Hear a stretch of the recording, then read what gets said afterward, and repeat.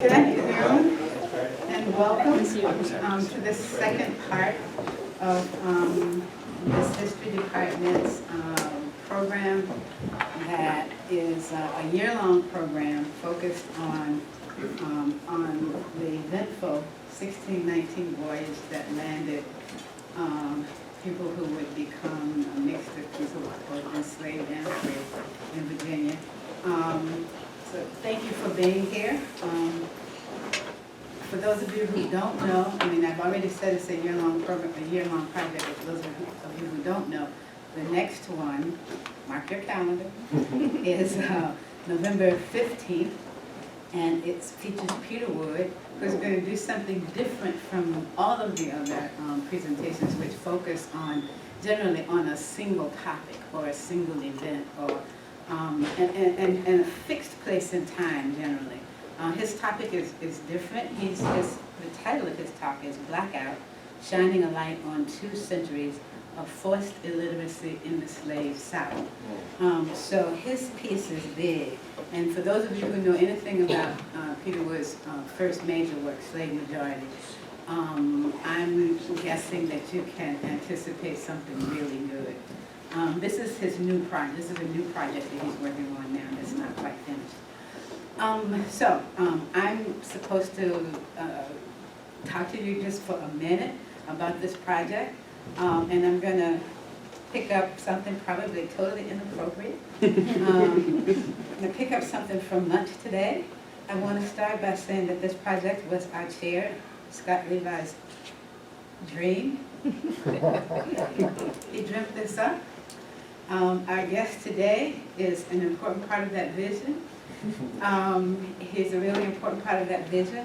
And I also want to say that at lunch today, we, the lunch bunch today, probably came up with Professor Ware's 4th or 5th book.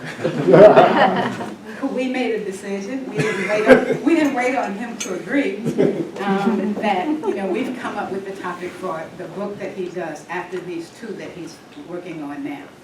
But anyway, it was a great lunch. We had a great time, and I know we're going to have a great talk today. And I'm also reasonably sure there's no bias involved in this comment, that all of the rest of the programs are going to be really good too. So welcome to the second event in this year-long program, and keep in touch with us and come back.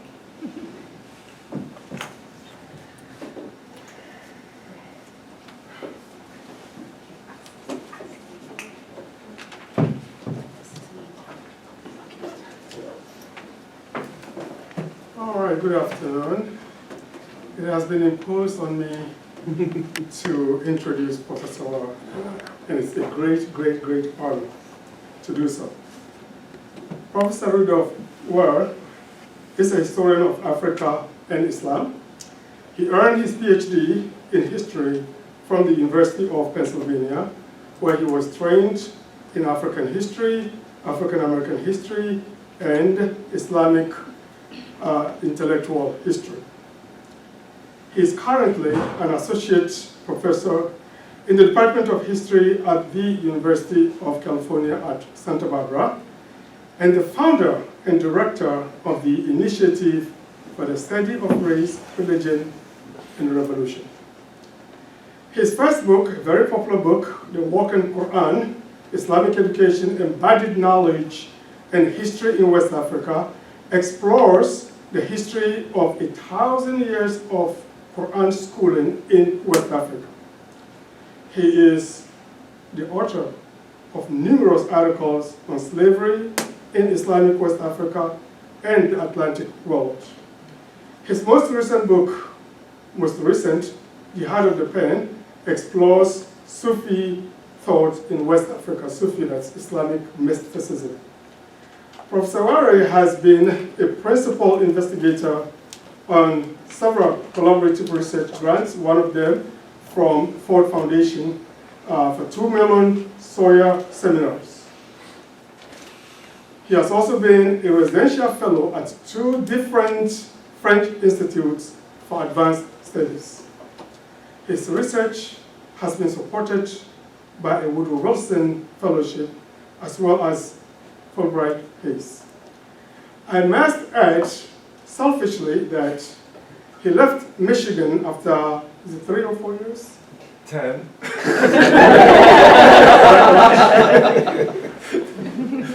For Santa Barbara. Maybe that was a good thing. But I wish he had come here.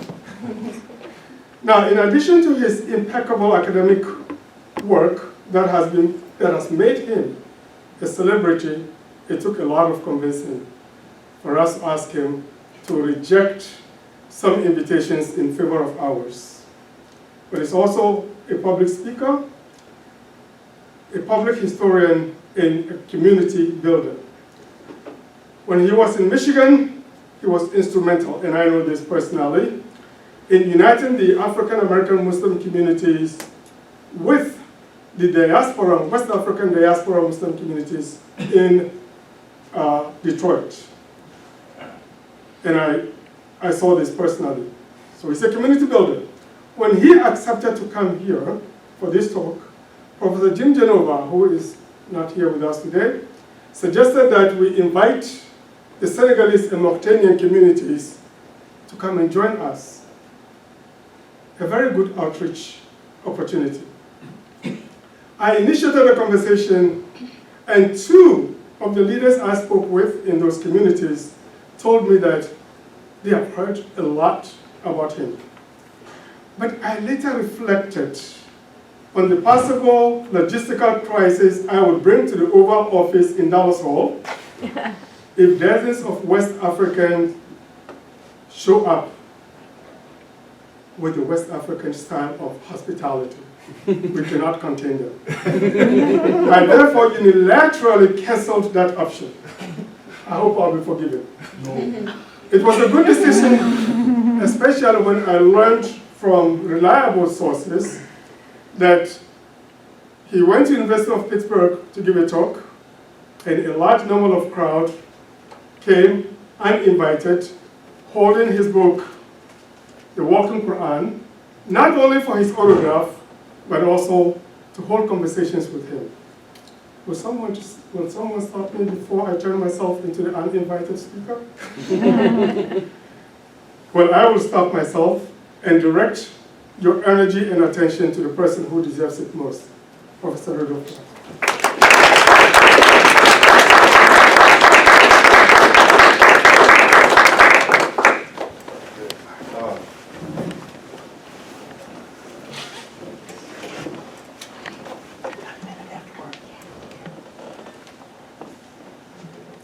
Obviously, it would be impossible to live up to that kind of effusive praise from my dear friend, Professor Kobo.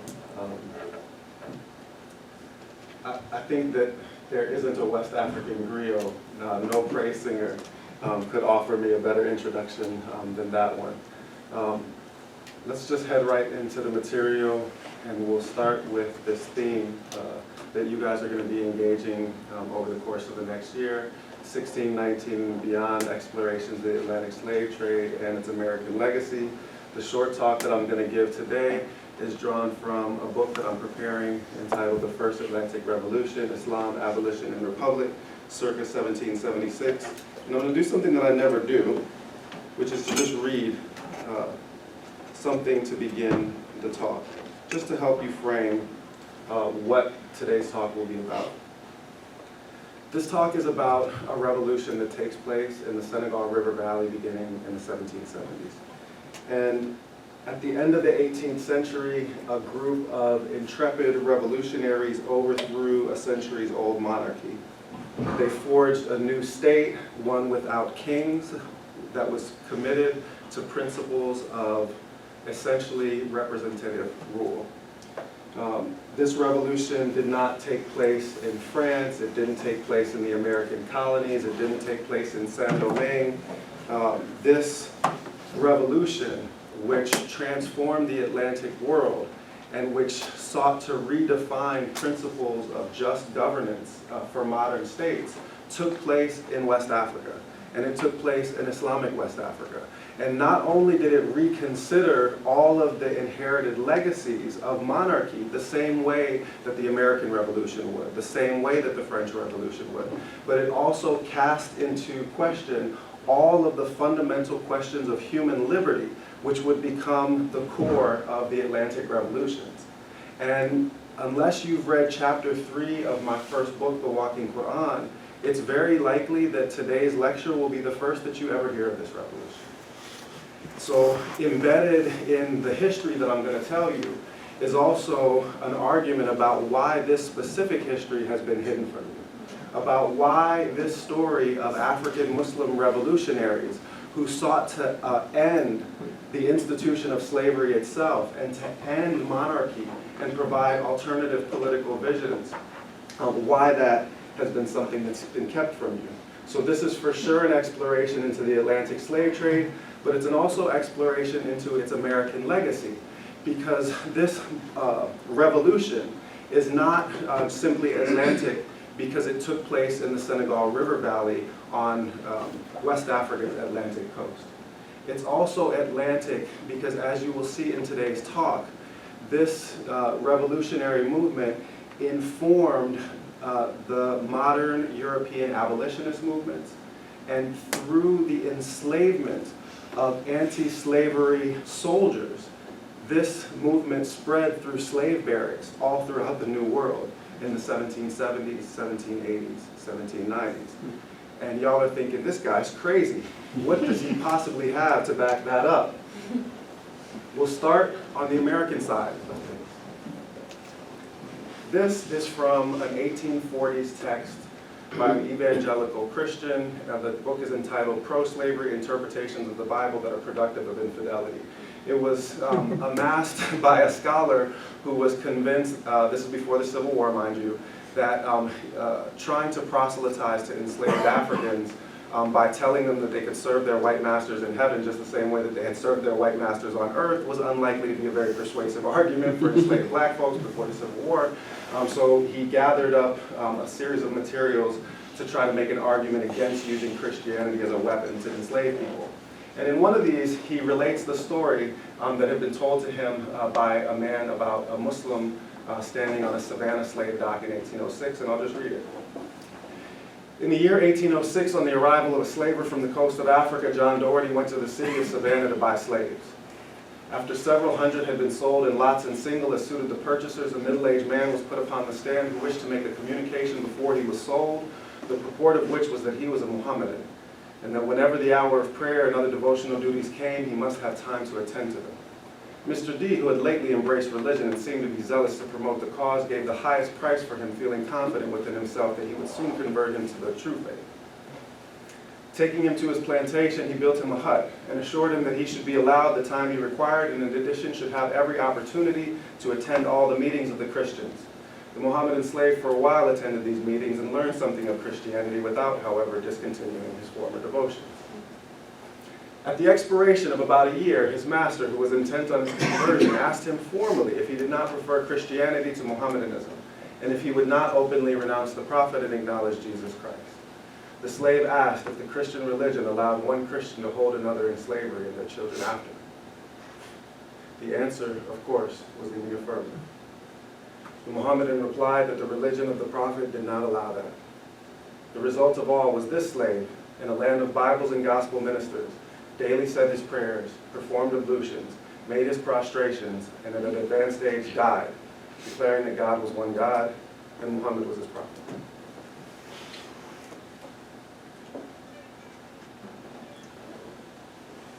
Where did the sensibilities, the religious commitment, the ethical and moral principles of that man standing on that Savannah dock that day in 1806, where were they first formed? They were first formed in Qur'an schools, like this one depicted from the early 20th century in Senegambia, which is likely his region of origin, for reasons that will become clear later in the talk. This talk is drawn primarily from two books. The first of them was just mentioned, my first book, The Walking Qur'an. And the second is the one that I'm currently writing about the revolution itself. And so I'm going to say a little bit about the argument in that first book as we move on to the second one, because they're connected. So the argument of this first book, the Walking Qur'an, is visually represented on its cover. It's one of those rare cases where a picture really is worth 1,000 words. So the traditional Islamic education transmitted in West African Qur'an schools was designed not to produce simple analytical or discursive knowledge, but rather to transform people into living exemplars of Islam's sacred text, to produce a kind of embodied knowledge of the Qur'an, rather than an analytical knowledge of the Qur'an that existed merely between the ears. These schools were not just for forming the sensibilities and Islamic identities of men, but also of women as well. And this is something that I always point out in almost all of my talks, is that the number of female students in West African Qur'an schools for all of the periods for which we have data always indicate that since earliest times, at least a third of the contingent in most Qur'an schools have always been girls. European institutions of education did not approach those levels of female enrollment in schools until the 20th century. It's been that way for 1,000 years in West Africa. And this is not narrow, restricted literacy, the way that literacy was constructed in Europe. One historian of West Africa, Boubacar Bari, argued convincingly, because of the widespread nature of Qur'an schooling in West Africa, that literacy rates in 18th century West Africa, 18th century Senegambia, the place and time that we're discussing in today's talk, were something on the order of between 50 and 70% for most men having basic literacy, and for something like 30% of all women. Those also are literacy rates that are not going to be approached in most parts of Europe or the West until the 20th century. So this was not narrow literacy, it was widespread literacy. Schooling was the place where Islam was first cultivated. And as you can see, and this is one of the things that I talk about in that first book, that schooling tradition is alive and well today. People continue to learn the Qur'an on these wooden tablets that have gone out of circulation in almost every other part of the Muslim world. West Africa is basically the only place now where the basic institution, or the basic instrument of education, is this wooden tablet that you see laying across the knees of these students. One of the ways in which this knowledge that I argue was an embodied form of knowledge was transmitted is that one of the principal practices in the Qur'an school was that after children memorized verses of the Qur'an that had been written upon their tablets, they would often lick the Qur'an right off of their tablets to ingest the Qur'an into their very bodies, or wash the slate boards with water, collect the water and drink it or bathe with it. This was not an abstract form of embodiment. This was a literal internalization of the Word of God. People walked away from this experience feeling charged with the Word of God, as though they were being remade from the inside with a text that Muslims believe to be God's verbatim speech. When I first started researching this, I thought that this was the most bizarre educational practice I had ever encountered. But when I was researching that first book, The Walking Qur'an, I was actually able to find hadith reports about sayings and deeds of the first generation of Muslims going back to the 7th century CE that said that the sign of a man worthy of the name man is that you would find him with ink around his lips from licking the revelation off of his tablet. That the earliest model for knowledge transmission in Islam was one of internalizing the word in a very literal sense. And I can talk more about why that's important. But people still interact with this basic scholarly material, and the sensibilities of that Muslim man on that Savannah dock were most likely shaped in schools just like the ones that you see here, which then led on to advanced institutions of Islamic education, higher learning. Africa is often glossed as a place of oral culture and not a place of literature. But in point of fact, there are long established literary and scholarly traditions, not just learning Arabic and the traditional Islamic sciences, not just learning Qur'an, but also learning to use the Arabic alphabet to write African languages for the production of historical texts, poetic texts, for keeping family notes, for writing grocery lists. All of the kinds of things for which we're used to using literacy, West Africans have been using literacy in the Arabic script for those same functions for about 1,100 years now. Which is striking when you consider that the entire ideology of the Atlantic slave trade was built upon the idea that Africans were subhuman, less intellectually capable than Europeans and white people more generally. And yet, part of what gives the lie to that absurd fiction is that we have documented instances from different New World locations where enslaved African Muslims were asked to keep plantation records for their masters in Arabic because they read and wrote Arabic and their masters were illiterate in any language.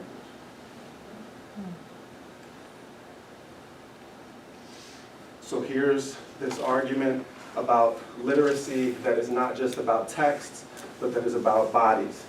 And once you start to see people as books, history begins to look different. I'll return to that in a moment.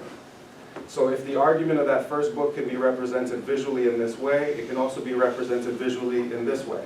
And this is just to impress upon you the significance of Islamic culture in Africa and why it's such a critical input into African diaspora societies, into American societies. It's often ignored that Africa is the only continent in the world today that has a Muslim majority. There are more than 330 million Muslims in sub-Saharan Africa, which is more than twice as many Muslims as there are in North Africa. There are more Muslims in Nigeria than there are in Egypt. There are more Muslims in Ethiopia than there are in Iraq. There's a higher percentage of Muslims in Senegal than there is in Syria.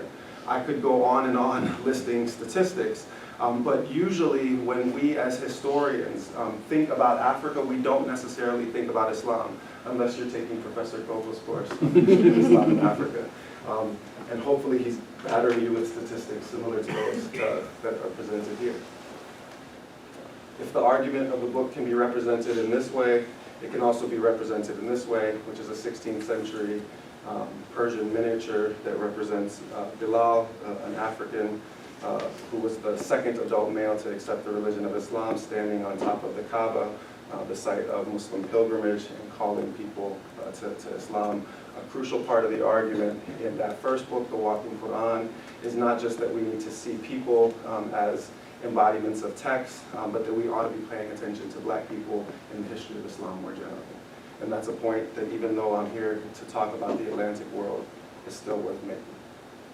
So, this epistemology of embodiment is a crucial piece in understanding the history of enslaved Africans in the New World, and it becomes a prominent part of the argument that I make in chapter 3 of my first book, The Walking Qur'an, the book in chains, Slavery and Revolution in Senegambia. And what remains of today's talk will be drawn from the beginning of the sketch that I give of that revolution in this chapter, and to what has become of it in the book that I'm writing now that's focused on that revolution that begins in the 1770s. So, the first piece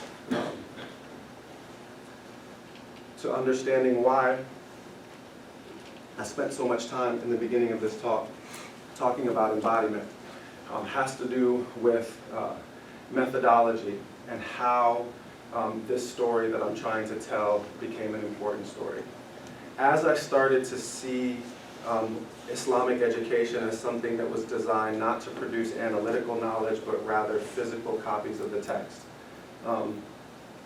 I was reading account after account of how, as the Atlantic slave trade gained momentum, and this is a trade that brings between 12 and 20 million Africans into bondage in the New World. It ravages societies from the Senegal River Valley down to Angola. As the Atlantic slave trade begins to rip apart African societies, I'm reading in my source materials from 17th and 18th century Senegambia about prominent instances of beloved and cherished scholars, teachers like that man that was sitting in the classroom teaching to the students around him, that were being captured and sold as slaves. People who were thought of as being literal physical exemplars of God's verbatim speech were being murdered when they had the audacity to stand up to kings who thought that people could be sold in exchange for rum and guns and tobacco. And I asked myself a simple question. This was in 2006. You guys are too young to remember this, so maybe some of the professors in the room will remember. Does the name Terry Jones ring a bell to anybody? Yeah. Who's Terry Jones? He was that crazy pastor in Florida who burned a Qur'an, I believe? Yeah, the crazy pastor in Florida who burned the Qur'an. Not only was he a crazy pastor in Florida who burned the Qur'an, but he was a crazy pastor in Florida who invited people to bring as many copies of the Qur'an as they could find to a bonfire. Yeah, look it up. It was some drama. When this happened, Obama actually intervened directly with him and said, please don't do that. I think the goal being to try to keep every American that was living in a Muslim country at that time from being assassinated simultaneously on the same day. And I was reflecting on the fact that the Muslim world was in an outrage about this symbolic desecration of the Quran. It was happening at the same time that in Abu Ghraib prison, in order to torture Muslim prisoners, guards were tearing out pages of the Quran and urinating on them in front of Muslim prisoners, flushing them down the toilet, staining them with menstrual blood, in order to, in some way, desecrate or defile the Quran. So I asked myself a simple question. If in West Africa, the people are the books, what will be the societal response to the desecration of living carriers of the Quran? And that's when all of a sudden I saw a history that had been hiding in plain sight. In every kind of source material, sources were screaming that the proximate cause which galvanized societal resistance to the Atlantic slave trade in Muslim West Africa in general and in Senegambia specifically was the abuse and enslavement of scholars, of teachers, of people who had to memorize the Quran before they taught it and therefore were thought of as being embodiments of it. And the most prominent instance of this, most significant proof of it, came not just with a rebellion, not just with societal discontent, but with a revolution that begins with one such incidence of the prominent enslavement of a cleric. The short version of what I just said with a bunch of words is that from within an epistemology of embodiment, enslavement of the keepers of the Quran was akin to the desecration of the Book of God itself. That this was an abuse that the society as a whole was not prepared to brook. And instead it led to revolutions. No longer would they accept the abuses of Chedo, of armed military warriors who captured slaves and traded them for bottles of French trade brandy. No longer would they accept invasions from the Moorish populations immediately to the north of the Senegal River Valley, who then turned around and sold slaves to the British. This caused a revolution. In 1770, clerical groups who had previously observed traditions of pacifism began to arm themselves and to try to overthrow slave trading regimes that were feeding this infernal machine that was the Atlantic slave trade.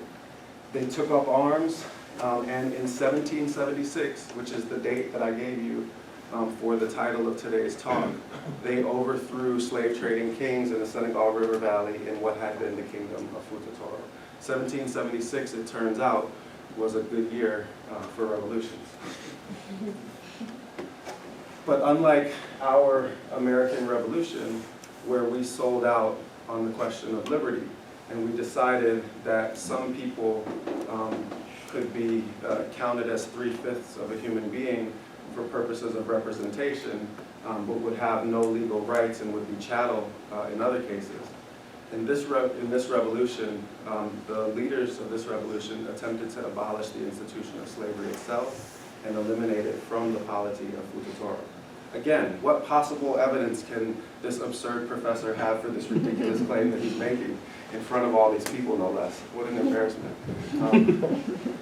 The authority for this, or at least one of them, is none other than the founder of the modern Western abolitionist movement, the Reverend Thomas Clarkson. He is the founder of the London Society for the Abolition of the Slave Trade. Those of you who have studied the history of abolition will be familiar perhaps more with the name William Wilberforce than with the name Clarkson, in part because Wilberforce has been for a college here in the US. But the Reverend Thomas Clarkson was actually the person who introduced Wilberforce to the idea of abolitionism. He was Wilberforce's personal tutor in all things abolition. He wrote a 1785 Latin doctoral thesis on why he believed that Christian law forbade people to own other people. And then he began systematically researching the slave trade from West Africa by interviewing slave ship captains, slavers, anyone that had ever lived in the Senegambia region about how the slave was actually conducted there. And when he conducted these interviews, they later became a book published first in French in 1789, and then later in English in 1791, that was called Letters on the Slave Trade. And in that book, Letters on the Slave Trade, he detailed the history of an African Muslim abolitionist movement that did not theorize about the principles of abolition, but made an effort to actually end the slave trade itself. And I'll just read from the very last lines of that 130-page book, where Clarkson praises Abdul Qadir Khan. Al-Mami is just a title. It's the Fulani version of the title El-Imam, so he is just, it goes by the name Imam Abdul Qadir. So what Clarkson says about the leader of this revolutionary movement: to the sovereigns of Europe, the wise and virtuous Imam sets an illustrious example in extirpating the commerce and the human race. And when we consider this amiable man as having been trained up in a land of slavery, and as having had in the introduction of such a revolution all the prejudices of education and custom to oppose, when we consider him again as sacrificing a part of his own revenue, as refusing the presence of Europeans, and as exposing himself in consequence of it to the vindictive ravages of the agents of the latter, he is certainly more to be respected than any of the sovereigns of Europe, inasmuch as he has made a much nobler sacrifice than they, and has done more for the causes of humanity, justice, liberty, and religion. Is that the story that you all were told about the origins of European abolitionism? Everybody can shake their head at the same time. Because we were all told a story that abolitionism emerges fully formed from Christian do-gooderism. Correct? Can I get hands? Did you hear that story? Okay, good. So we'll make sure that we're all on the same page. And yet here we have, sorry, this is dismissive, but I'm going to say it anyway just to follow the theme. Here we have a top Christian do-gooder, the Reverend Thomas Clarkson, telling you that he has been inspired in his reflections on abolition, not by the theory of African Muslims, but by their practice, by the fact that they have already instituted the abolition which he is trying to shame the rulers of Europe into pondering. So that history that y'all heard, yeah, just turn that stuff upside down and we'll start over. He doesn't just give the last word in his book to Abdul Qadir Khan and those Senegambian revolutionaries. He talks about them for more than a quarter of the entire page count of the first book that he writes on abolition, the Letters on the Slave Trade. Not satisfied with these proceedings, the proceedings being the abolition of the slave trade from his own regions, from the Futatoro region. Not satisfied with these proceedings, Al-Mami Abdul Qadir made a decree as a discouragement to the slave trade in the beginning of the year 1787 that whereas slaves made in other distant countries had been accustomed to be passed in their way to Fort St. Louis, this is Saint Louis at the mouth of the Senegal River in modern-day Senegal, Through his dominions, no such passage should be allowed them in the future, and accordingly at the proper season of the year, he put his decree into execution by stopping the passage of slaves. They tried him next by many and rich presents, but he sent them all back, adding that he would not only hinder the route of the slaves for that year, but as long as he should live, and that if the whites should attempt any depredations on his subjects in consequence of his determination, he would retaliate. His next step was to prohibit the sale of the persons of men, and to abolish personal slavery in his own dominions, giving encouragement to agriculture and manufacturers in their place. An astonishing claim right there in black and white in 1791 that the founder of the London Society for the Abolition of the Slave Trade says that the first modern state in history to abolish the institution of slavery is the state of Fututoro in the Senegal River Valley. He's actually wrong on the date. It doesn't happen in 1787. It actually happened in 1776, and I'll get into that in just a moment. What was the mechanism for this abolition? The mechanism for the abolition goes back to that argument about embodiment that I was at pains to establish before we got into the meat of the case. Because what Abdul Qadir Khan declared was that any enslaved person that set foot into the dominions that he controlled, that was capable of reciting a single verse of the Quran, would be immediately set free. For him, it wasn't just integral copies of Islam's sacred text that should be exempt from enslavement and abuse. It was anybody who uttered so much as a single verse. Not one verse of God's verbatim speech should be held in bondage. This isn't a general abolition, you'll say. This is an abolition that applies only to Muslims, you'll say. The oral tradition elaborates on Khan's abolitionist impulse. He is reported to have said, the Muslim that should be protected from the indignities of enslavement is the one that says La ilaha illallah, even if he pronounces it Ra ilaha illallah. The person who should be protected is the one that makes the beginning of the Muslim testification of faith, even if they can't even pronounce it with their tongue. What he is saying is that I want to use a mechanism within Islamic legal thought that protects Muslims from enslaving other free Muslims, to try to now protect everyone who is at risk from this new age of enslavement. It's not just the oral tradition that records that, but also contemporaneous European sources. And this is the part that was astonishing in doing the research. Professor Kobo and I were talking about this on the way walking over here. This impossible history that I'm relating to you was literally everywhere in the archives. It was being related by slave traders, by anti-slavery voices. It was in oral traditions. It was in African language sources. It was in Arabic manuscripts. Everybody was saying the same thing, because a prominent region of slave supply like Senegambia does not withdraw in entirety from the Atlantic slave trade without people noticing. Slave traders complained about the fact that they could no longer go to this region to get slaves. Europeans organized themselves to try to put these Muslim clerics who were responsible for this revolutionary movement out of power so that they could reinstall kings who were willing to trade with them. So this left records every place. One of them being the governor of Senegal in the 1820s, who was also resident in Senegal in the 1780s. He declared that no free Fula is the ethnic group to which Abdul Qadir Khan belonged, could ever more be reduced to captivity, that trade would introduce no new slaves into the country, and that every former slave who could read a passage from the Quran would immediately gain his freedom.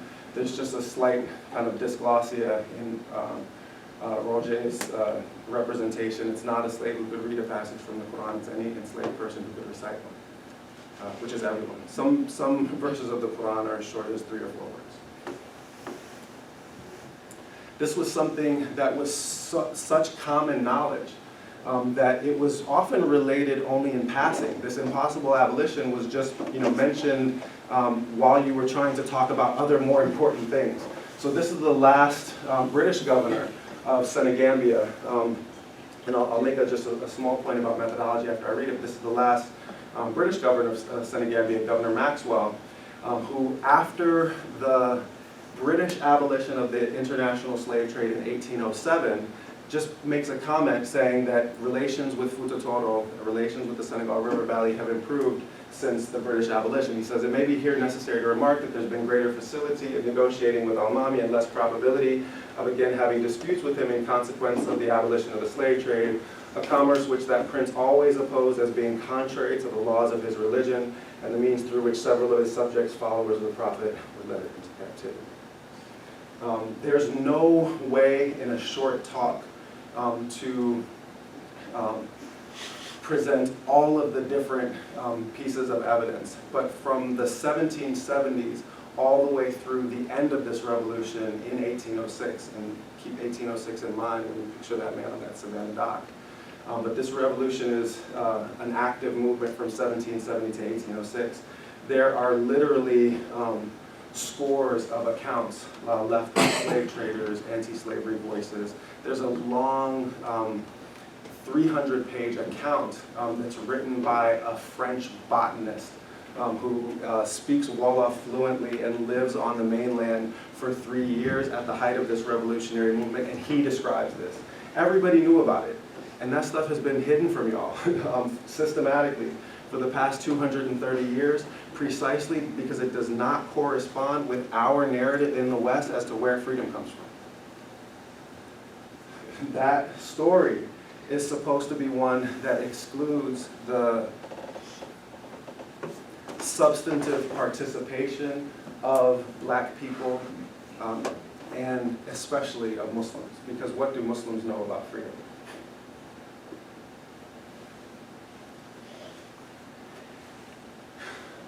To return to part of why this story was hiding, and this is to reproach my colleagues in African history, many of the source materials for this were in plain sight in the British Public Records Office all along, but because of colonial legacies in the way that African history is taught, if you are a historian of Senegal, you only study the French archives. You only study the Senegalese archives. Only 2 historians that I know of, practicing publishing historians in the field, ever actually even looked for what was in the records in the British Public Records Office for the period when the British were actually the colonial power in the Senegal River Valley. Between 1763 and the last time they are finally expelled is in 1811, the British are the predominant colonial power. Because they don't end up as the colonial power, that is dismissed and people never go to those archives. But all of the material that I just pulled out, with one exception, was right there in the Public Records Office, waiting for somebody to read about it. It wasn't particularly hard to find.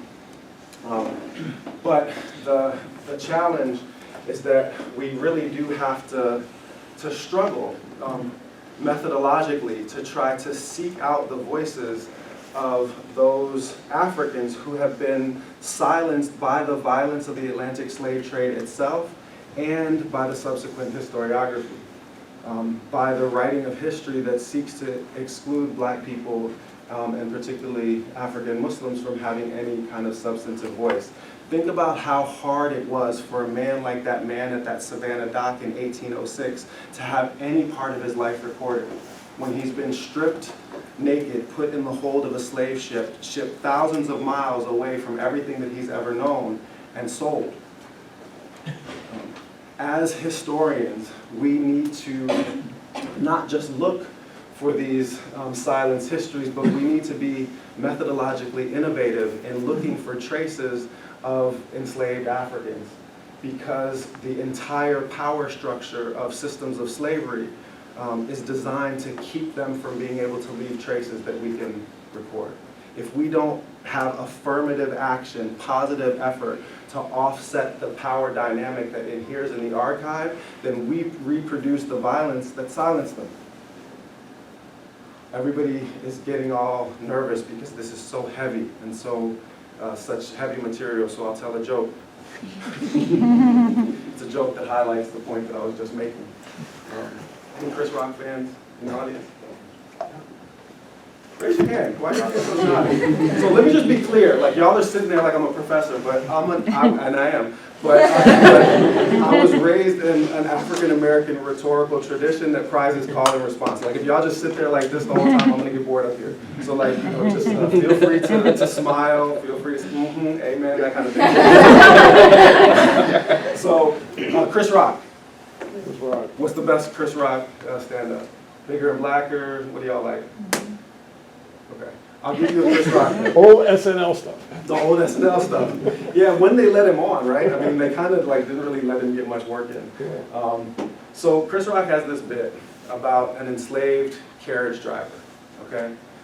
So he tells a story about a relatively privileged slave. So this is a slave carriage driver who drives for his master, and because he's not subject to the ordinary controls that most field hands are, or even house slaves are, he's able to travel and he's able to learn to read, okay?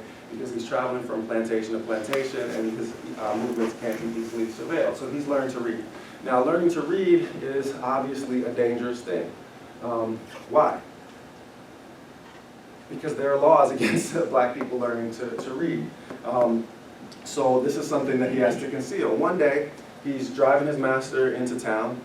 He's presented with a dilemma. He's moving full speed towards the main intersection in the town, and he sees another carriage approaching that same intersection from the opposite direction, and he sees a stop sign at the corner. Now, this is one of those jokes where you have to willingly suspend your disbelief. Imagine a stop sign at the corner. Just picture that, right? That's why comedians can do things historians can't do. You know, because if I told you there was a stop sign at the corner, y'all would look at me like I was crazy. So he's got a dilemma. What's the dilemma? Reading the stop. Exactly. If he stops at the stop sign, he reveals that he knows how to read. If he speeds through the stop sign, he crashes the carriage and everybody might die. Okay? Now, what's at risk if he reveals that he knows how to read? He also might die. Because by violating that code, he's going to probably get a tree put on his back, which is he's going to get lashes on his back that are going to form the shape of a tree. And oftentimes, slaves don't recover from those kinds of lashings. They get infected, and a couple weeks later, people die. So, back to the Chris Rock joke, speeding towards the intersection, sees the stop sign, what's he going to do? What would y'all do? Keep going. Yeah, you're going to crash that carriage. Look, if we crash the carriage, I might die. But if I let him know that I can read, I'm for sure going to get lashes. So I'm going to crash that carriage. So the carriage crashes. Miraculously, everybody survives. And the master starts yelling at him. He said, "Boy, what's wrong with you? Didn't you see that stop sign on the corner?" So what's the slave going to say? "You mean that red octagon shape?" And y'all think that's the punchline, but that's not the punchline. The punchline is the master then says back to him, "Nigga, who taught you octagon?" So do you now understand why it's difficult for enslaved Africans to leave textual traces of their identities, of who they were? Because simply being able to read and write is putting your life at risk. So that when we find accounts like that man in 1806 on that dock in Savannah, or surviving texts written by enslaved Muslims in South Carolina and Georgia, this is a copy that's written out from memory of a legal text that was systematically studied in West African Qur'an schools by a man who comes out of the Senegal River Valley in precisely this period. He's likely one of the people that's enslaved in those anti-slavery struggles throughout the 1770s and 1780s. We have surviving partial copies of Qur'an, surviving copies of legal texts that were written from memory by enslaved Africans in every part of the New World, from Lima in Peru all the way through the United States, in all of the Caribbean islands, in Guyana and in other places. So in spite of all of those obstacles, if we think hard enough, there are still surviving textual traces. There are still surviving oral traces. This came from WPA slave narratives that were recorded with the last generation to have known enslavement. These are interviews that were done in the 1930s with surviving, I almost want to say veterans of American slavery. And they recounted the Muslim identities of their ancestors. This is one. They used to say that Bilali and his wife Phoebe pray on the bead. They were very particular about the time they pray, and they're very regular about the hour, when the sun come up, when it's straight overhead, and when it's set, that's the time they pray. They bow to the sun and have a little mat to kneel on. The beads is on a long string. Bilali, he pull the bead and he say, Bilali, Hakabadu Muhammadu. Phoebe, she say, Ameen. Ameen. It's a reference to, you don't have a tasbih, do you? I left mine in the hotel. He's like, I stay strapped. It's the reference to the dhikr beads that are used to count out litanies as Muslims make daily remembrances. So this was still in living memory in the 1930s. And this was a living memory that, especially in those sea islands of South Carolina and in Georgia, didn't come from a general Islamic Africa, but came from this revolutionary Senegambia that I've been describing.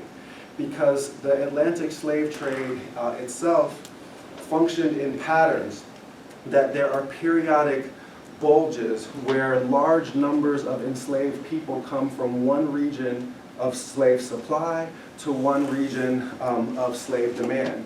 And there was essentially a direct pipeline through the 1770s, 1780s, and 1790s, really right up until 1807, when the United States abolishes the international slave trade. One of the predominant regions of slave supply, especially coming into Charleston and in Savannah, was Senegambia. And it's the reason why so many written documents and testimonies to Muslim identities of enslaved people come from South Carolina and Georgia in that period. Many of them are coming straight out of this revolution, and a number of them are people who are captured in anti-slavery wars. I don't have time to go through all of the revolution because I want to close with a point that's about how we understand this history, but I do want to just briefly sketch it for you. The first, the beginning of it is not with Abdul Qadir Khan, but a person called Suleiman Bal, who begins this anti-slavery revolution, as is related in the beginning of chapter 3 of my book, The Walking Qur'an. He is traveling across the Senegal River, and he encounters a man reciting the Quran melodiously in a riverboat. And as he walks around the riverboat, he sees that the man is chained, that the man is about to be sold down the river, as it were, as a slave. And he asks him, what is the meaning of this? You are Muslim and thus free. And he said, the people that own this boat think otherwise. They're about to take me down this river and sell me to the white people at St. Louis. And so Suleiman Bal had with him one of his prominent students who was a wrestler, a traditional wrestler. And he got onto the boat, got to the men before they could get to their guns, beat them up, and took the man off of the boat. This was an incident of the book being held in bondage that sparked for Suleiman Bal the problem that his society was facing, and he began preaching in 1770 that clerics need to take up arms. And he formed a coalition of clerics, of some dispossessed royals who were against the slave trading kings, but especially of enslaved people. The French and the British are not going to take this lying down. Both are active in the region, and they immediately sound the alarm that there is a threat to the slave trade. In 1775, the British governor of Senegal, Governor Charles O'Hara, arms the Mauritanian tribes in order to use them as slavers, and conceals this fact in his administrative reports. What he does reveal in his administrative reports is that just in the spring of 1775, they produced more than 5,000 captives in a 6-month period. So they are laying waste to the Senegal River Valley in 1775. The British, in league with Moorish slavers, are putting an end to this revolution before it even begins. Suleiman Bal himself is killed in one of those battles against the Charza, who are executing most of this slaving war.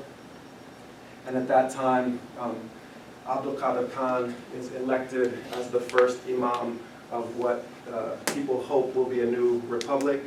And it's at this point in time that he issues his Emancipation Proclamation, that anybody that recites a single verse of the Quran should be considered as free. And he also makes a profoundly important tactical decision, which is that he offers freedom to the slaves of the Moorish tribes that live in the desert north of the Senegal River, if they will flee from their masters and fight on his side against them.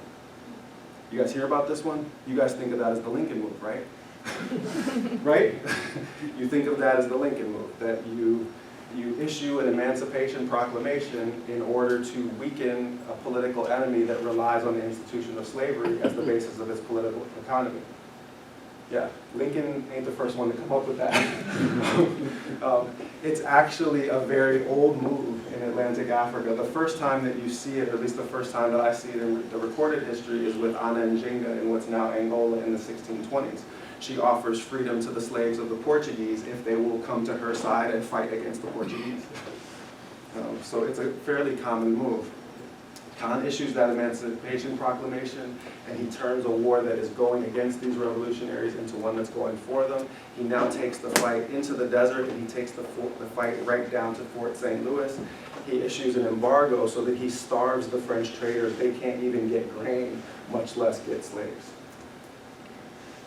Conquest and consolidation, eventually a huge battle after the reconstituted Charza groups develop significant military capacity and try to combine their forces. Khan, nonetheless, with about 30,000 soldiers, brings them to their knees and kills the most prominent leader amongst the Charza. And for about 10 years, between 1786 and 1796, there's relative peace and freedom. In 1796, the empire strikes back. The combined forces of the Atlantic slave trade start to move against this movement, which is depriving them of the primary currency in the world in the 18th century, which is human beings. Don't forget that 90% of all European trade on the African continent between the 1550s and the 1807 abolition of the international slave trade is in human beings. Don't forget that the origins of the modern corporation are founded in the East and West India Companies, Dutch and British. The beginning of your corporation as you know it comes from this period of slavery. Lloyd's of London is founded to insure slaving voyages. All of your modern institutions, the basis of your modern economy is based on the commoditization of people with black skin. So 90% of that trade is there, and people are not going to take this lying down. The first thing that happens is with support from European traders. One of the principal slave trading kings, the Damal of Kajor, decides to try to wage a war against Abdul Qadir Khan, and is effectively able to, for the first time in 20 years since that 1776 Emancipation Proclamation, Abdul Qadir Khan loses a prominent battle. And he himself, at the age of 60, is still riding out on a horse at the head of his troops, and he is captured. He is captured along with all of his principal lieutenants in 1796, and he is held for a period of between 3 and 6 months, the sources disagree, before he's ultimately released. His lieutenants, however, were not so fortunate. All of them were sold into the Atlantic slave trade.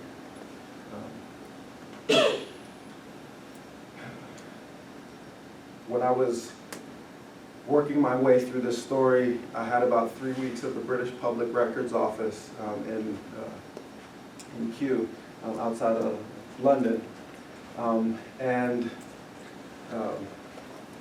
I happened to find an account of, I happened to remember an account. One of the sources for this abolition came from the Scottish explorer Mungo Park, who was living in the Senegal the greater Senegambia region. He was actually in what's now Mali for most of that time in 1795 and 1796. And he was one of the sources that related this major conflict between Abdul Qadir Khan and the Dambo of Kajor, this slave trading king. And I remember that Mungo Park had left in his memoir an account of leaving Senegambia. And I went back to that account, and he said that the ship that I was aboard was called the Charleston. And there were 125 slaves on that vessel. 25 of them were literate scholars, and I conversed with them in Arabic. And then he said 9 of them were lieutenants of Al-Mami Abdul Qadir, and they confirmed for me the story that I had heard about him. He then went on to explain that the ship sprung a leak halfway through the voyage. And instead of going to Charleston, remember I said there was a pipeline pretty much directly between Senegambia and Charleston at this time, and this ship was actually called the Charleston, and not surprisingly, it was headed to Charleston. It sprung a leak and couldn't make it all the way to Charleston. It had to come aboard, it had to come to land, come aground in Antigua. Okay? I'm at the Public Records Office, and I do a quick search using the slavevoyages.org, the database that was created by David Eltis at Emory University, where I happened to be yesterday, giving a lecture on a different book. You can ask me about that in the Q&A. But what I was able to determine from that amazing database, and if you haven't looked at it, please look at it. You can adjust the input so you can find out what the primary regions of slave origin are for a particular part of the New World in a particular period. And one of the things that I was able to determine is that there were no imports from predominantly Muslim areas for about 25 years before that ship landed in 1796 in Antigua. So I'm thinking to myself, man, these brothers are going to stick out like a sore thumb in Antigua. I wonder if there's any records where I might be able to find them. I'm trained as an Africanist. I had African American history as a secondary field, but I haven't looked through plantation records since I was a graduate student. But I thought, newspaper, maybe there's a colonial newspaper. And sure enough, for Antigua, there's a newspaper in the capital that begins running its numbers in 1786. I flip forward to 1796, and 6 months after that vessel comes to Antigua, there is a slave rebellion. And I kid you not, right there in black and white in the Antigua paper is that the rebellion was fomented by a mysterious slave known only by the name Ware. Ware being the principal port of embarkment off the Senegambian coast where slaves were loaded. It's a common convention in the New World to give names to enslaved people on the basis of the places that they were enslaved. This is about as close to a smoking gun as you're going to find for a revolution being exported directly from West Africa right to a New World location. But I got an even better one. Because there's actually a surviving account that's left by a man who is enslaved that same day in 1796 that those 9 lieutenants of Abdul Qadir Khan were enslaved. He leaves an account because he returns to Senegal, speaks to that same governor, Baron Roger, that gave you that quote earlier in the talk, and leaves an account of being enslaved at that day with Abdul Qadir Khan, being sold into slavery, first in Cuba, then being smuggled into Saint-Domingue, and fighting alongside Toussaint Louverture in the Haitian Revolution a little over a year later. It wasn't just that this was an Atlantic revolution in its intellectual preoccupations. It wasn't just about liberty and about ending the rule of kings. It was an Atlantic revolution because it spread through slave barracks. It influenced the Haitian Revolution. It influenced slave rebellions in Antigua. I've been able to track one enslaved woman from this region, Kumba Edek, who is the only free black on the first state census in the state of Georgia in 1786. Kumba being a personal name that's almost solely attested in Wolof and Fula sources. It's an obviously Senegambian name. Her mixed-race son fights on the first state militia in the state of Georgia when that's organized in 1806, and he shows up on the census records. So not only is there a direct continuity with these revolutionary movements, but this provided political inputs into what becomes the United States of America itself. This is our history, and it spread to other parts of West Africa. If you want to know more about how a similar anti-slavery movement evolved in what's now northern Nigeria, check out this Professor Ware guide on episode 5, The Atlantic Age, Age of Revolutions, on Africa's Great Civilizations. And you'll see how this revolution in the Senegal River Valley preceded a larger one that later followed in northern Nigeria that was organized on almost exactly the same lines. So now, back to where we started.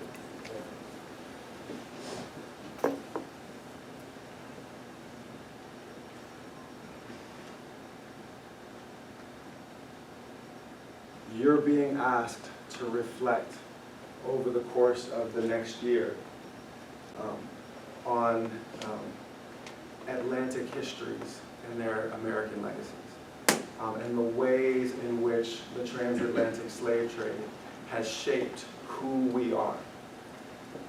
And I've just told you that at multiple levels, our notions of liberty, our notions of freedom, as we have inherited them, were in large part formed through the struggles of West African Muslims before they were even fully formed ideas in the American Revolution.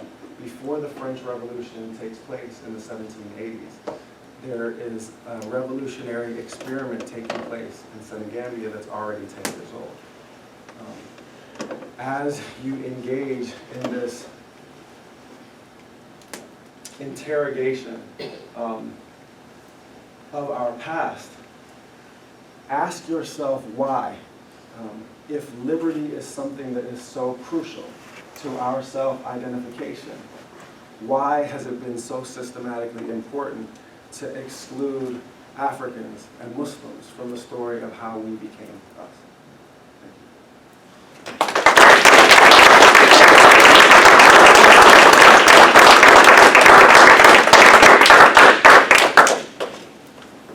Time for questions. You guys need a minute? Take a deep breath. I'll start the ball rolling here. It's fascinating. It's really, really interesting and incredibly important. And I want to start right here or about 150 miles north of here in the Carolina Sea Islands. Well, let's just assume that between 1796 and 1807, there were probably 40 Senegambian voyages directly to Charleston. The first one made, but there's hundreds of people who came out of Senegambia who would have known about, who participated in the events you're talking about. In there in the Sea Islands, in the in the course of the next, living and producing children. So my question is this: have you thought about the possibility and source work, which I would suggest going to Thomas Wentworth Higginson, to connect basically the grandchildren of the men who served in this revolution would have been recruited into the United States colored troops. And so I think that might be a useful way to connect. I mean, that is a big, gigantic story. And again, Higginson's self-serving, not very palatable, but still ethnographically very detailed. He was the colonel of Black Regiment, the 1st Carolina Volunteers, who became the something or other 1st USCT. I have read this thing fairly recently. And I didn't read it with this lens, but I'm willing to go back into it, and I bet you find lots of references to Islamic. You might even find Mungo Park. I mean, the other little detail is Mungo Park is in American libraries, private, American libraries. People are reading it. People are owning it, and it's part of the anti-slavery the literature that people have on their shelves. That if you're anti-slavery, you know about Mungo Park. You've read the narrative. So I'll say no more. It's a great suggestion. It's one that I hadn't thought of pursuing the continuity in that direction. The continuity that I've been following through on isn't a military one so much as it's in the kind of genealogies of abolitionist thought. So, and it's good because that we're on this slide. So the Bilali that's mentioned here is one of at least 3 prominent Bilalis, people that either have that first name or that last name, Bilal being the person that was depicted on that 16th century Persian miniature. It was a name that was not uncommon in West Africa because it's the first African Muslim. So there's 3 Bilalis that are routinely attested as being living in the Sea Islands in the 1780s and 1790s. At least 2 of them leave documentary traces. One of them has at least 9 sons and an indeterminate number of daughters. Okay. Now, one of the things that's interesting about these Bilalis is that they're just showing up in kind of textual sources for various reasons. They're not always showing up in plantation records because slave names are not always recorded in plantation records. But when the first censuses are done, there's a bunch of Baileys that are in the Sea Islands. Dozens and dozens of Baileys. But there are no white Baileys in the Sea Islands. There is no family that owns slaves that has that name, nor is it the name of, George Washington, or it's not a name that a freedman would necessarily choose for themselves, right? A lot of people end up choosing Lincoln or Jefferson or Washington when they want to get rid of a master's name. So where's the name Bailey coming from? It's most likely an anglicization of Bilali. And the most famous person descended from those Sea Island Baileys is Frederick Douglass. Oh, right. whose father was a white man, but whose mother's last name was Bailey, and who came from precisely this area in precisely this time. So it may well be that America's most prominent abolitionist had it in his blood, so to speak. Let me just throw one more idea out there, which is that our list, these regiments all have their list. You can find Baileys. I am 100% sure you find dozens of Baileys in these. I like the idea very much, so thank you for that. Yeah. And please, definitely, I need the practical suggestions.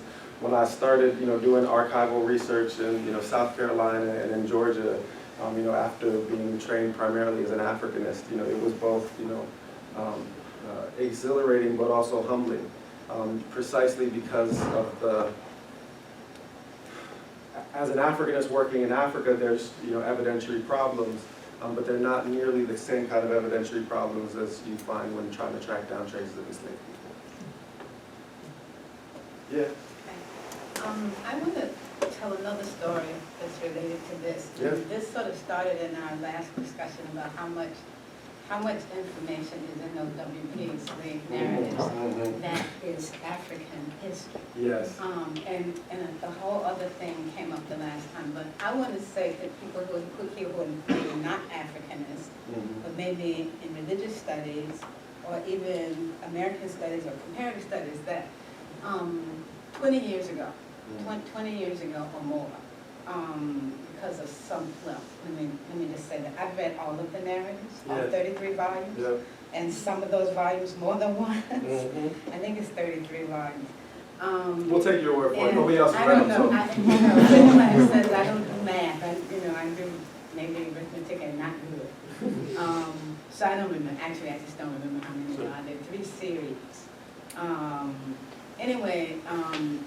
There's a story that's told over and over and over in those narratives, even more than the Red Cloth stories, more than those, about slaves sneaking away to the woods to pray, and they take the pot and they take a big pot with them and they turn the pot down and they pray into this pot, and the people who are being interviewed say that they actually say we don't really know why their parents did this, but they assumed it was just to catch the sound.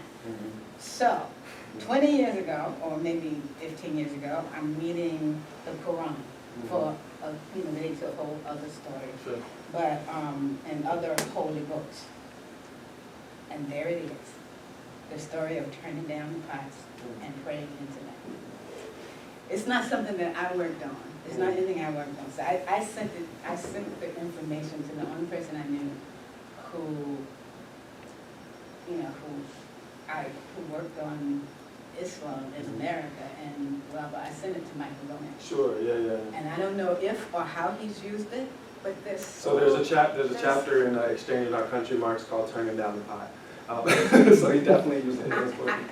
And I don't think in that book, I Okay. read that book, I don't think in that book. He talks about it. No, I don't think he makes the connection. Sure, no, he didn't. Because the response I got from him when he received that information, it was clear that he had not seen it before. Right.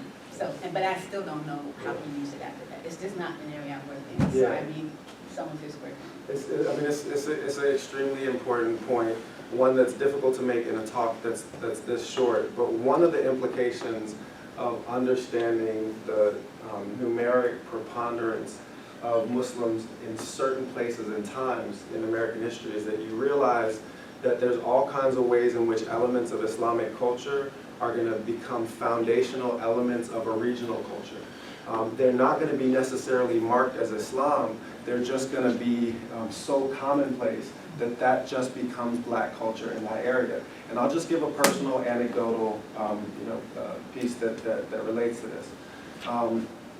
So my father is from Georgia, my grandfather's from Georgia, Nazi Islands, further inland. There's actually a Ware County where successive generations of Wares owned hundreds and hundreds of slaves that ended up taking that surname. But one of the habits that my grandfather had was that if you ever swept anywhere near his foot with a broom, he would jump back. And if you ever swept over his foot with a broom, he would get really mad at you. And he would then either, so do you know what you're supposed to do? Who knows what you're supposed to do if somebody sweeps over your foot with a broom? Raise your hand. Okay, what are you supposed to do? I think you spit on the broom. You spit on the broom, which is exactly what my grandfather would do anytime somebody swept over his foot with a broom. There's one other thing that you can do, which is you can throw a pinch of salt over your left shoulder, okay? But the spitting on the broom is the most common one. So I was telling the story to a class, in my African Popular Culture class, back when I used to teach at Northwestern University, because I was trying to get them to think through the notion of superstition. And one of the African American students mentioned that, he said, well, I don't know where it comes from, I don't know if it's African, but if you ever got near my grandmama's foot with a broom, you should be furious. I said, yeah, but you know what you're supposed to do? He said, yeah, I think you're supposed to spit on the broom. So all of a sudden, this Pakistani girl who had not been paying attention the whole semester suddenly perked up, and she was like, wait, what are you supposed to do if somebody sweeps over your foot with a broom? And we both said, you're supposed to spit on it. She said, that's exactly what they do in Pakistan.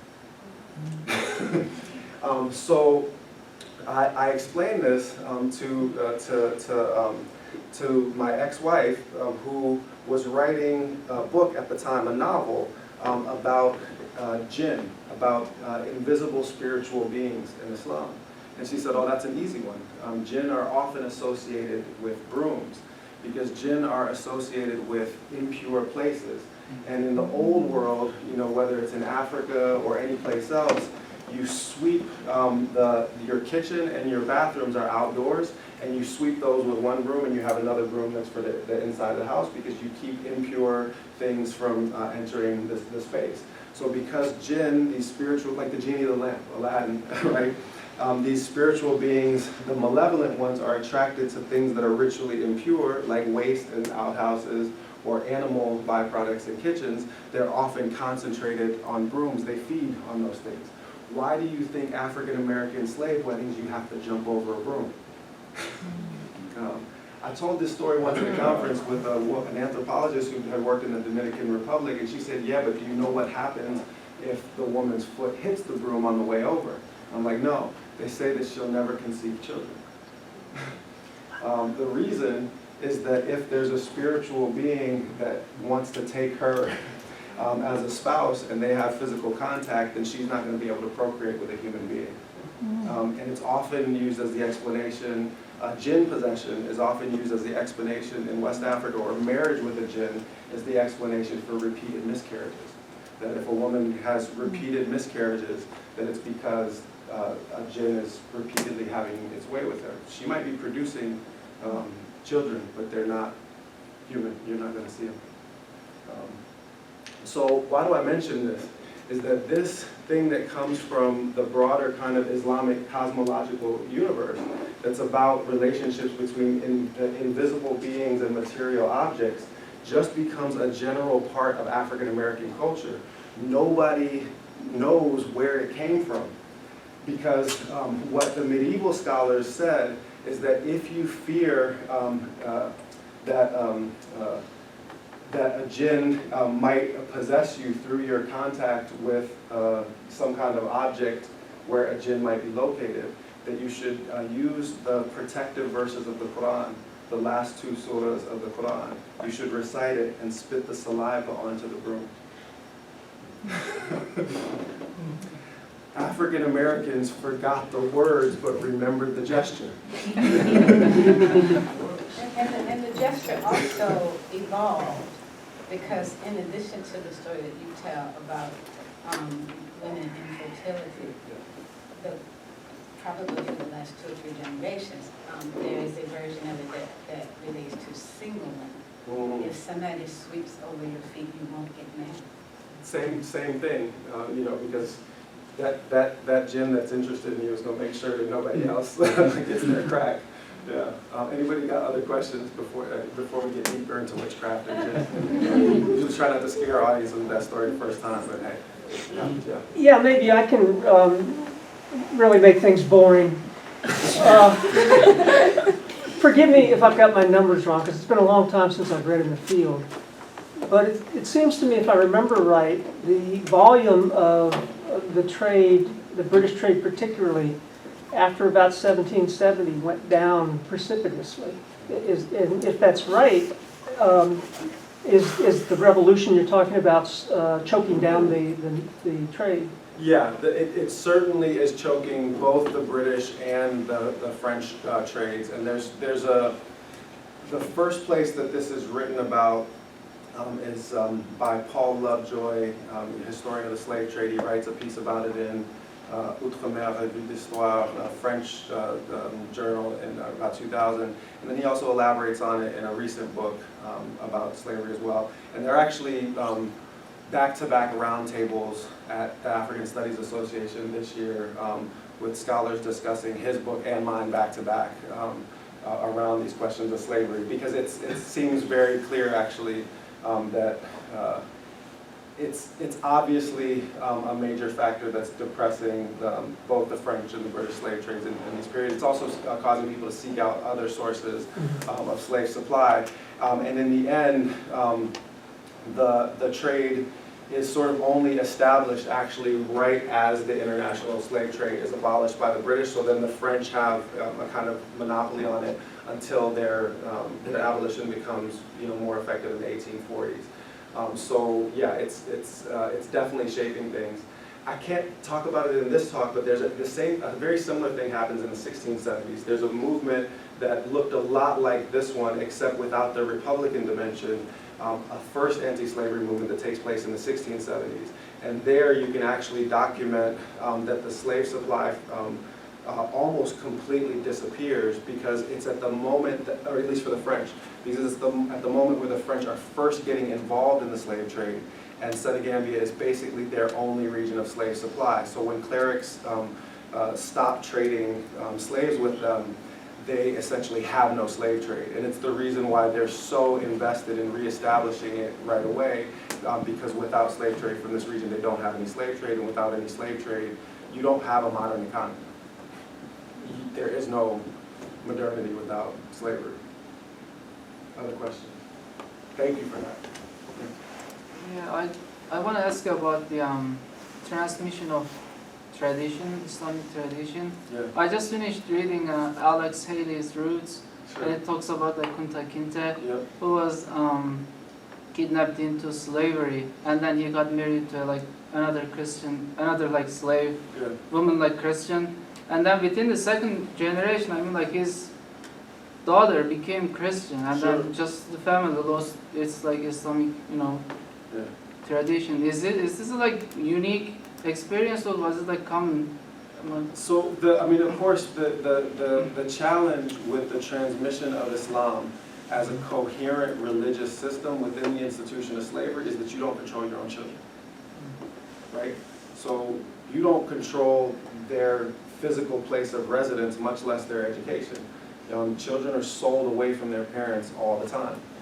So it's very difficult to reproduce Islam as a system of coherent religious practice from one generation to the next when kids are being sold away from you. Having said that, there are documented instances of Qur'an schools being operated in slave barracks from Peru all the way through Georgia.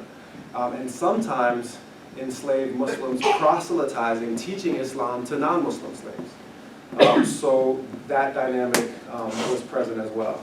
But over the course of time, as more and more enslaved people are born into slavery here and have no direct experience with the African Islamic legacy, then Islam becomes increasingly a cultural element rather than a cultic element. It becomes cultural rather than religious. It just becomes a piece of what makes black people, and becomes, in many cases, indistinguishable. Like the story that I just told, most people wouldn't think of it as necessarily being associated with Islamic origins. Having said that, I am not one of those people that believes that Islam as a practice faith dies out in its entirety. And part of the reason I think that is because of those WPA slave narratives. Yes, they're ostensibly describing not their own religious practices, but the religious practices of their parents and grandparents. But I often ask myself, is if somebody was asking me about how I prayed, if some white person showed up at my house in 1932 asking me intimate questions about what I believed and how I prayed and how my parents and grandparents prayed, if I was a practicing Muslim at that time, I might tell them this story, but I'm not telling them how I pray. So I don't think that arguments from silence about the disappearance of Islam as a practice religion in African American communities are very convincing. Well, I hate to be a spoiler. Forgive me. But Professor, we've seen your hand a couple of times, and that Yes. should be the last question in the interest of time. Yeah, thanks, Usman. I have a comment and a question. The comment is that in the idea of embodying I found that really fascinating. I grew up with people who actually drank from the slate Yes. as a way of what we now call nootropics. Is that what they call it? Yeah. That's what I tell myself now. There is perhaps some nootropical medicine that my classmates were drinking that are making them so brilliant in classes and remembering things. So thanks for giving us a language of looking at that differently. The question I have relates to 1776. I saw that episode on PBS, the one where Skip Gates featured Sokoto and Yes. the question for me, what is it about late 18th century? Yeah.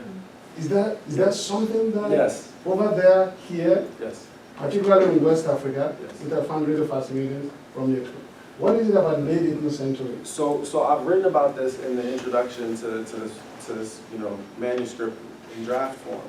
Is that yes, there is a fall in the slave trade in the last quarter of the 18th century, but the overall volume of the Atlantic slave trade, more than half of it is carried in the 18th century.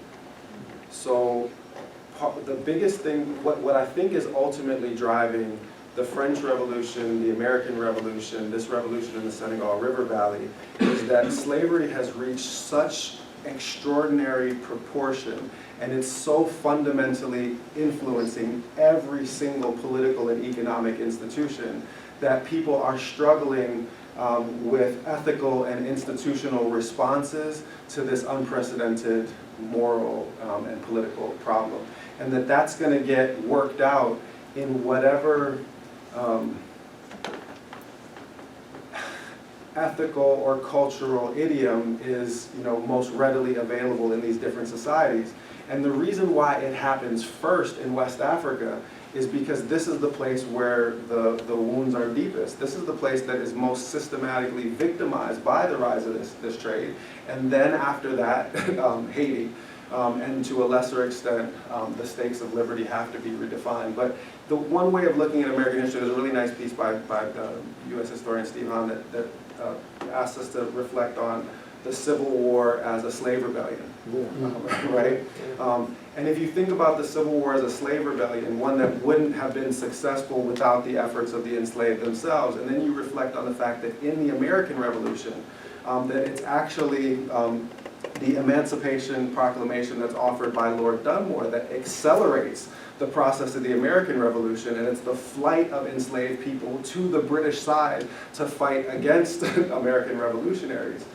Then you can start to think about actually there being one long kind of emancipatory struggle, one kind of long revolutionary struggle to actually complete the freedom that was